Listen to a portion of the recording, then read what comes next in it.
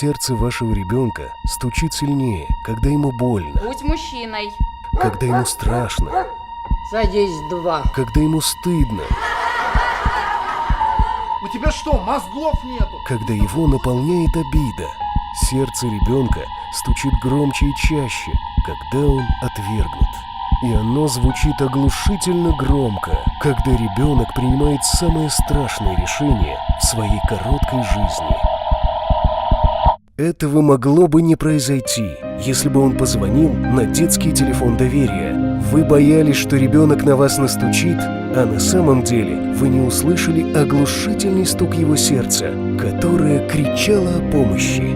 Хватит думать, что на телефон доверия звонят для того, чтобы пожаловаться на родителей. Бойтесь того, что детское сердечко может перестать стучать.